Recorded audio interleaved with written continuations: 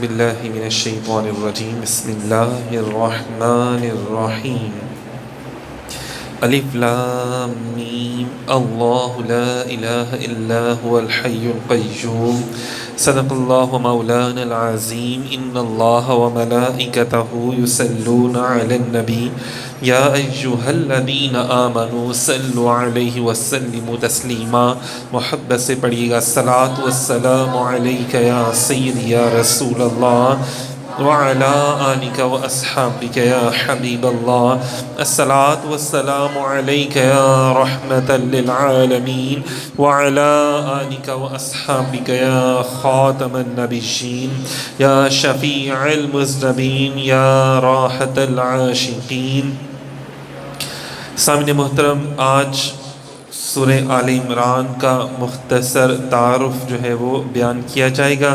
جو ایک سلسلہ ہم نے شروع کیا ہے قرآن پاک کی جو صورتیں ہیں ان کا مختصر تعارف، تاکہ ہم سب ساتھیوں کو پتہ چل جائے کہ قرآن پاک کی یہ صورت ہے اور تمام صورتوں میں اللہ تعالیٰ نے کیا کیا احکامات ہمیں عطا فرمایا. اس کا تفصیلاً جو بیان ہے وہ بھی ماشاءاللہ سے رمضان میں جو مطلب ایک ویڈیو اور آڈیو کی صورت میں وہ بھی ماشاءاللہ سے ہمارے یوٹیوب چینل پہ موجود ہے، وہ ہو چکا ہے ماشاءاللہ. تو سامعین محترم، سورہ آل عمران کا آج ہم کریں گے مختصر تعارف. سورہ آل عمران بھی مدینہ پاک میں نازل ہوئی. اس میں 20 رکوع شامل ہے. آل کہتے ہیں آل اولاد کو، عمران مطلب عمران کی جو اولاد ہے، مطلب حضرت مریم علیہ السلام کے جو والد ہیں عمران، ان کی آل کی سیرت مطلب بیان کی، مطلب حضرت مریم علیہ السلام اور حضرت عیسیٰ علیہ السلام کے بارے میں اس میں بیان کیا گیا. اس کے بہت سے فضائل ہیں جو نبی پاک صلی اللہ علیہ وآلہ وسلم نے بیان فرمائے. ہم اس کے مختصر تعارف کی طرف آتے ہیں. اس صورت کے مرکزی مضمون یہ ہے کہ اس میں حضرت مریم علیہ السلام کی ولادت کیسے ہوئی، وہ سارے معاملات، ان کی پرورش کیسے کی گئی، اور حضرت زکریا علیہ السلام اللہ کے پیغمبر نے ان کی پرورش کیسے فرمائی. پھر جس جگہ حضرت مریم علیہ السلام کو اللہ تعالیٰ کی طرف سے رزق ملتا، وہاں کھڑے ہو کر حضرت زکریا علیہ السلام نے دعا کی اور اللہ تعالیٰ نے ان کو اولاد کی نعمت عطا فرمائی. سامعین محترم، مختصر بیان کر رہا ہوں، لیکن یہ دیکھیں کہ یہ وہ بات ہے کہ جس میں قرآن پاک کی ہر آیت جو ہے وہ آج ہمارے لیے بھی ہے. بے شک اللہ تعالیٰ نے یہ واقعات بتائے ہیں، لیکن ان واقعات میں بے شمار حکمتیں ہیں، بے شمار عقائد کی باتیں بھی کی گئی ہیں. حضرت زکریا علیہ السلام اللہ کے پیغمبر کہیں بھی کھڑے ہو کر دعا کرتے، بیٹھ کے کرتے، سجدے میں جا کے کرتے، قبول ہو جاتی. لیکن خصوصاً آپ نے اللہ کی بندی حضرت مریم علیہ السلام کی حجرے میں جا کے دعا کی کہ اے اللہ، اس حجرے میں آپ نے اپنی بندی کو بے موسمی پھل عطا کیے. تو وہ خود بھی بہت بوڑھے ہو چکے ہوئے تھے. جب انسان بوڑھا ہو جاتا ہے تو پھر اس کی اولاد نہیں ہوتی نا، میڈیکلی طور پہ دیکھا جائے تو. اللہ تعالیٰ لیکن آپ تو ہر شے پر قادر ہیں، ان اللہ علی کل شیء قدیر. تو مہربانی فرمائے کہ جہاں پہ آپ نے اپنی بندی کو بے موسمی پھل عطا فرمائے تو مجھے بھی بے موسمی پھل عطا فرمائے، اولاد عطا فرمائے. یہی وجہ کہ آج اگر ہم جاتے ہیں اولیاء کرام کی مزارات پر یا بزرگوں کے تبرکات کا وسیلہ دے کے دعا کرتے ہیں تو یہ وسیلے کے حوالے سے بھی آیت بڑی امپورٹنٹ ہے. دعا کرتے ہیں اللہ تعالیٰ قبول کرتا. اگر یہ شرک ہوتا یا اللہ تعالیٰ کی بارگاہ میں کسی کو وسیلہ نہ پیش کرنا ہوتا تو گناہ ہوتا، تو کبھی بھی اللہ کے پیغمبر نہ کرتے. پھر حضرت مریم رضی اللہ تعالی عنہا کو حضرت عیسیٰ علیہ السلام کی ولادت کی بشارت ملنا اور حضرت عیسیٰ علیہ السلام کے معجزات و واقعات کا بیان ہے. اس کے علاوہ اور بھی مضامین جو ہے وہ اس میں بیان کیے گئے ہیں. سامعین محترم، حضرت عیسیٰ علیہ السلام کی ولادت کا خاص کر ذکر کیا گیا. مکے میں تو بت پرست لوگ زیادہ تھے، لیکن جب سرکار مدینہ علیہ السلام مدینہ پاک میں تشریف لے کر آئے تو مدینہ پاک میں یہودی بھی رہتے تھے، عیسائی بھی رہتے تھے، مشرکین بھی رہتے تھے. تو یہ کافی زیادہ لوگ رہتے تھے، تو جس کی وجہ سے بہت سے مختلف لوگ آ کے نبی پاک صلی اللہ علیہ وسلم سے سوال و جواب کرتے تھے. تو عیسائی جو ہیں وہ عیسیٰ علیہ السلام کو خدا کا بیٹا سمجھتے تھے اور کہتے تھے برملا سب کے سامنے، اس چیز کا اظہار کرتے تھے. تو اللہ تبارک و تعالیٰ نے خاص کر جو ہے وہ ان کی ولادت کا ذکر کیا کہ بھئی وہ تو خود پیدا ہوئے، اور جو پیدا ہو وہ خدا نہیں ہو سکتا، ٹھیک ہے نا، جس کو کسی نے پیدا کیا گیا ہو، کہ اللہ وہ ہے قل هو اللہ احد اللہ صمد لم یلد ولم یولد ولم یکن لہ کفوا احد۔ اللہ ایک ہے، وہ بے نیاز ہے، اس کو کسی نے پیدا نہیں کیا، نہ اس نے کسی کو پیدا، مطلب نہ وہ کسی سے جنا نہ وہ جنا گیا، نہ مطلب یہ کہ وہ اس کی کوئی میاں بیوی نہیں جیسا ریلیشن نہیں ہے اللہ تعالیٰ کا کوئی بھی، اس نے تو اپنی مخلوق کو تخلیق کیا ہے، اللہ خالق ہے، اور اسے تمام مخلوق کو، ایک ہی اللہ ہے، ایک ہی رب ہے، ایک ہی رحمان ہے جس نے سب کو پیدا کیا، صحیح ہے نا۔ تو عیسیٰ علیہ السلام تو خود پیدا ہوئے اور وہ ماں کے ذریعے پیدا ہوئے، اور یہ اللہ کا معجزہ ہے کہ بغیر باپ کے اللہ تعالیٰ نے ان کو پیدا کر دیا، جبکہ بغیر باپ کے تو پیدا نہیں ہو سکتا کوئی بھی، تو یہ اللہ تعالیٰ کا معجزہ ہے۔ کون؟ حضرت عیسیٰ علیہ السلام۔ اور انہوں نے خود بھی کہا، بار بار کہا کہ یہ جو لوگ مجھے اللہ کہتے ہیں، خدا سمجھتے ہیں، اللہ کا بیٹا سمجھتے ہیں، تو میں ایسا نہیں ہوں، میں تو خود اپنے رب کا بندہ ہوں بس۔ اور اللہ تعالیٰ نے مجھے نبوت عطا فرمائی اور کتاب عطا فرمائی ہے۔ پھر فرمایا اللہ تعالیٰ کی وحدانیت، نبی کریم صلی اللہ علیہ وآلہ وسلم کی نبوت اور قرآن کی صداقت پر دلائل دیے گئے ہیں۔ اللہ تعالیٰ کے دیکھیں نا، جہاں پہ عیسیٰ علیہ السلام کو خدا مانا جا رہا ہے، تو وہاں پہ اللہ تعالیٰ نے اپنی وحدانیت کی باتیں جو ہیں وہ اس میں کی ہیں، مثالیں دی ہیں کہ اس کائنات کو بنانے والا کون ہے؟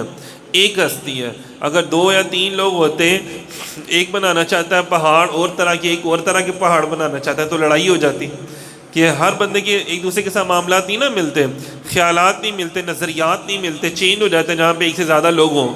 تو اگر ایک ہی بندہ ہو تو اس کے خیال بھی ایک ہی رہتا ہے، نظریہ بھی اس کا ایک ہی رہتا ہے۔ تو رب کائنات ایک ہی ہستی ہے، تو ایک ہستی نے اسے کسی سے مشورہ نہیں لیا، اور اس نے خود سے تمام کائنات کو تخلیق کیا، بنایا۔ اور پھر اس کے ساتھ ہی نبی پاک صلی اللہ علیہ وسلم کی شان بھی بیان کی، کیونکہ عیسائی آ کے حضرت عیسیٰ علیہ السلام کی شان بیان کرتے تھے، یہاں تک کہ ان کو خدا کہہ دیتے تھے۔ تو نبی پاک صلی اللہ علیہ وسلم کی شان حضور کی طرف سے اللہ پاک خود بیان کرتے تھے۔ تو آج جو ہمارے علماء حضور علیہ السلام کے اوصاف حمیدہ بیان کرتے ہیں، ہمارے ثنا خوان نعت رسول مقبول صلی اللہ علیہ وسلم پیش کرتے ہیں، تو یہ سب پیش کرنا حضور کے اوصاف نثر کی صورت میں اور نعت کی صورت میں بیان کرنا بھی میرے نبی پاک صلی اللہ علیہ وسلم کے، یہ سب اللہ تعالیٰ کی سنت ادا کر رہے ہوتے ہیں۔ جیسے ہم درود پڑھتے ہیں تو یہ بھی اللہ تعالیٰ کی اور فرشتوں کی سنت ہے۔ حضور علیہ السلام کی جو شان، پھر اللہ تعالیٰ نے یہاں تک کہا، عیسائیوں کو بھی اور یہودیوں کو بھی مخاطب کیا کہ بھئی تمہاری کتابوں میں لکھا ہوا ہے میرے محبوب کی شان۔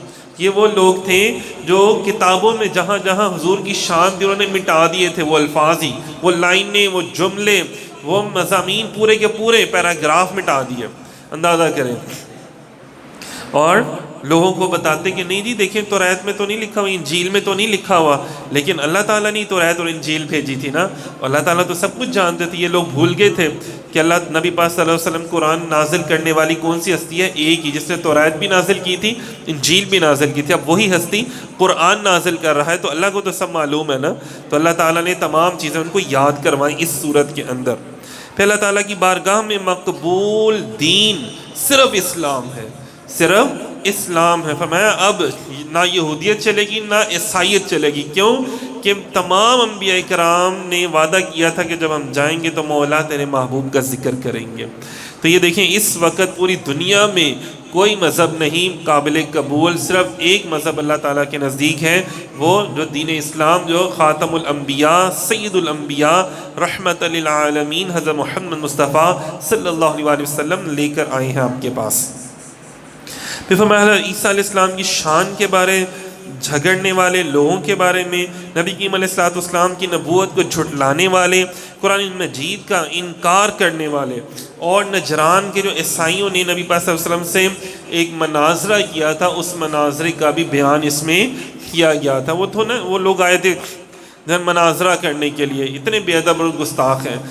یہ وہ لوگ ہیں کہ جنہوں نے اپنے انبیاء پر بھی ظلم و ستم کیے تھے۔ تو حضور کی بارگاہ پتہ بھی ہے کہ نبی اور نبی کا ادب ہوتا ہے، جن لوگوں نے انبیاء کی بے ادبی کی ان پر عذاب نازل ہوئے، تو یہ جو بے ادب لوگ ہیں وہی مناظروں پہ آ جاتے ہیں۔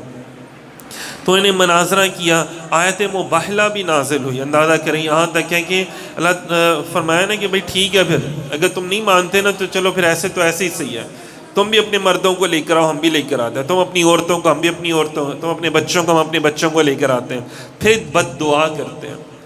اندازہ کریں جب سرکار مدینہ تشریف لے کر آئے نا اپنے گھر والوں کو لے کے، تو آگے حضور تشریف فرماتے تشریف لا رہے تھے. سیدہ کائنات بی بی فاطمہ الزہرا سیدہ کائنات تشریف لا رہی تھی.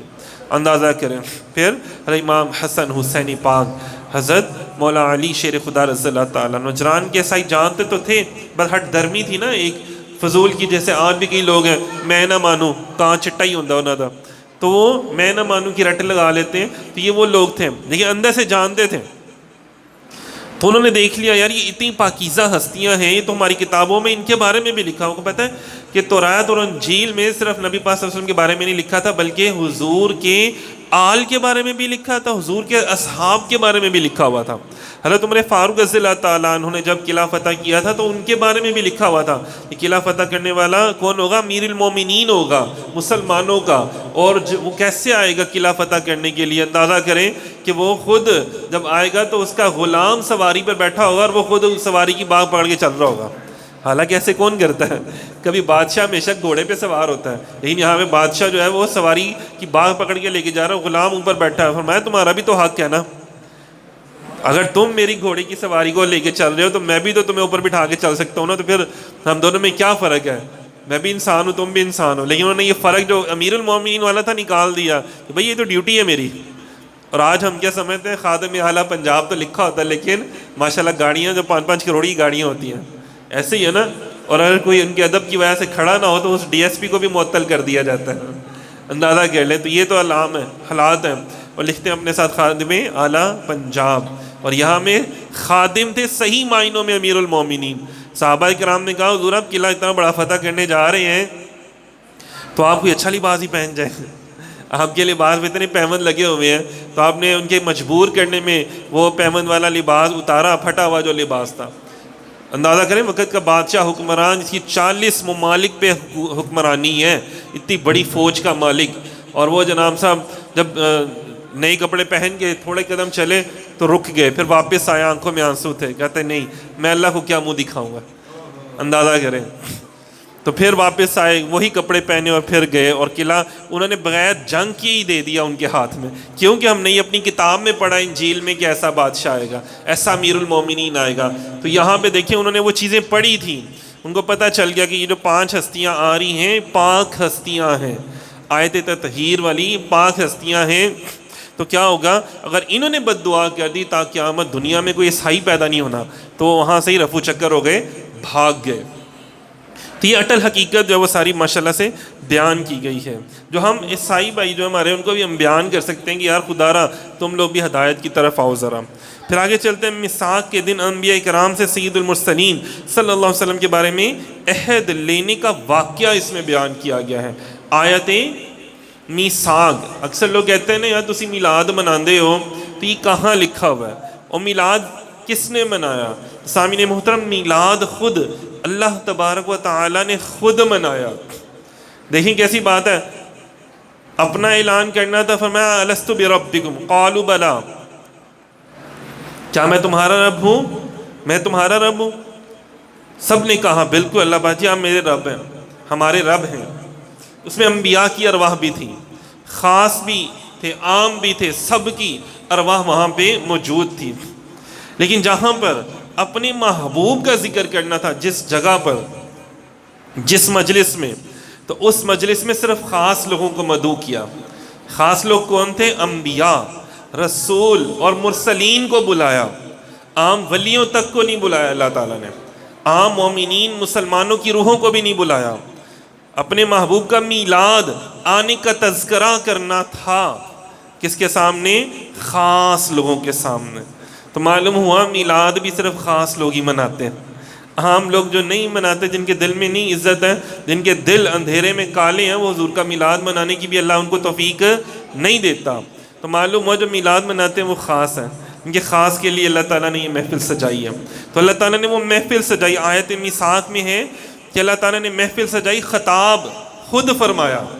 منبر پر اللہ تعالیٰ نے اپنی شان کے لائق خطاب خود فرمایا، محمد شم محفل بود، کہ اس محفل کی جان میرے کریم آقا لجپال آقا تھے، اس محفل کے دلہا کریم آقا لجپال آقا سید الانبیاء، تمام انبیاء حضور کی طرف نگاہیں کیے بیٹھے تھے، کوئی کھڑا ہوا ہے، کوئی بیٹھا ہوا ہے اور حضور کی طرف دیکھ رہا ہے۔ وہاں پہ یوسف علیہ السلام بھی ہیں، وہاں آدم علیہ السلام بھی ہیں، وہاں جید الانبیاء ابراہیم علیہ السلام بھی موجود ہیں، وہاں کلیم اللہ بھی موجود ہیں، روح اللہ بھی موجود ہیں۔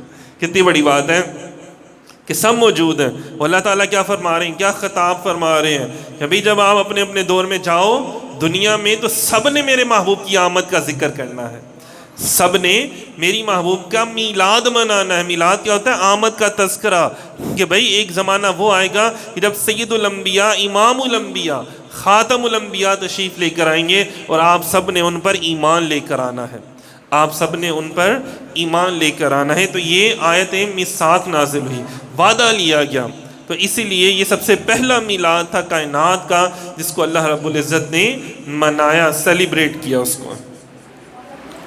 بس جزاک اللہ۔